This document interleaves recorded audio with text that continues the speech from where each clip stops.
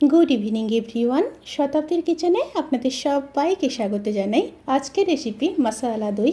এই একটি রেসিপি দিয়ে রুটি, লুচি, পরোটা, ভাত খেয়ে নেওয়া যায়। দারুণ সুস্বাদু একটি রেসিপি, বানানো ভীষণই সহজ, বাড়িতে থাকা কয়েকটি উপকরণ দিয়েই বানিয়ে ফেলা যায়। আর এই রেসিপির জন্য যে উপকরণগুলো লাগবে সমস্ত উপকরণগুলোই কেটে নিয়েছি। এবার চলুন রেসিপিটি শুরু করা যাক। কড়াইতে প্রথমে সর্ষের তেল দিয়ে দেব।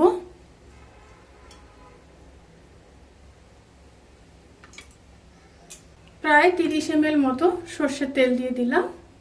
এবার দিয়ে দেব একটা শুকনো লঙ্কা, হাফ চামচ কালো সর্ষে, কিছুটা কারি পাতা, একটু ঢাকা দিয়ে দিলাম। কারি পাতা দিলে তেল ছিটকোয়, অবশ্যই কিন্তু ঢাকা দিয়ে দেবেন একটু। সাজিরে দিয়ে দিলাম হাফ চামচ, আর দিয়ে দেব হিং হাফ চামচ। একটু নেড়ে নেব। তেল থেকে যখন সুন্দর একটা স্মেল আসতে শুরু করবে সেই সময় দিয়ে দেব একটা কেটে রাখা মিডিয়াম সাইজের রসুন, আর দিয়ে দেব 1.5 ইঞ্চ মতো কুচনো আদা দিয়ে মিশিয়ে নেব। আদা আর রসুন দিয়ে 30 সেকেন্ড একটু নাড়াচাড়া করে নেব। তারপর দিয়ে দেব কেটে রাখা পেঁয়াজ। এখানে আমি 3টা বড় সাইজের পেঁয়াজ ব্যবহার করেছি।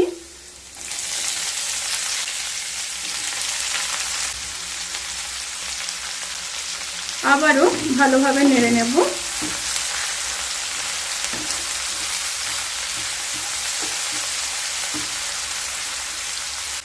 এই সময় পরিমাণ মতো লবণ দিয়ে দেব, যাতে করে মশলাগুলো খুব তাড়াতাড়ি নরম হয়ে যাবে।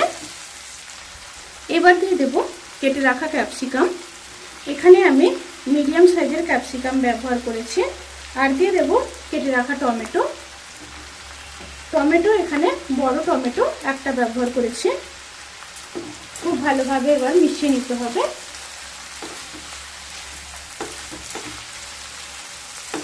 সমস্ত উপকরণগুলোকে মিশিয়ে নিয়েছি।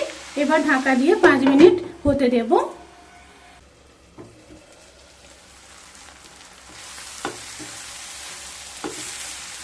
মশলাগুলো খুব সুন্দরভাবে কিন্তু নরম হয়ে গেছে।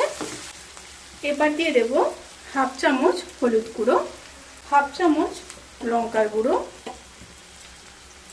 হাফ চামচ কাশ্মীরি লঙ্কার গুঁড়ো, আর 1 চামচ জিরে আর ধনের গুঁড়ো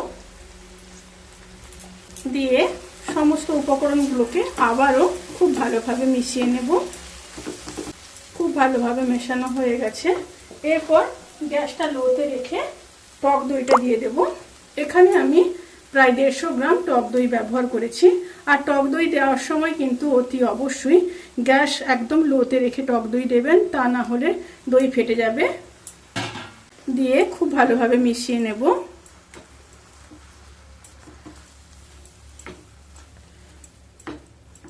সাথে আমি কিছুটা জল দিয়ে দেব। টক দই যেই বাটিতে ছিল সেটা ধুয়ে আমি দিয়ে দিলাম।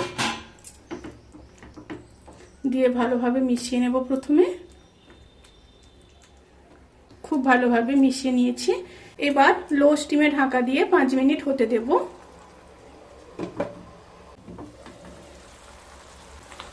রান্নাটা প্রায় হয়ে এসছে। এরপর ওপর থেকে 1 চামচ চিনি দিয়ে দেব। অবশ্যই কিন্তু দিতে হবে টেস্ট ব্যালেন্স করার জন্য। আর দিয়ে দেব গরম মশলার গুঁড়ো হাফ চামচ, আর বেশ কিছুটা ধনেপাতা দিয়ে মিশিয়ে নেব।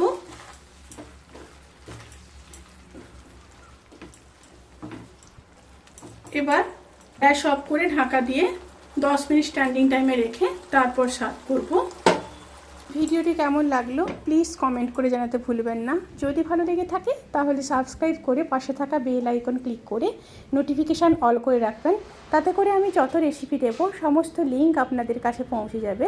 আপনারা সবাই ভালো থাকবেন, সুস্থ থাকবেন, সাবধানে থাকবেন। আজকের মতো এই পর্যন্ত। পরের ভিডিওর জন্য অপেক্ষা করুন। টাটা।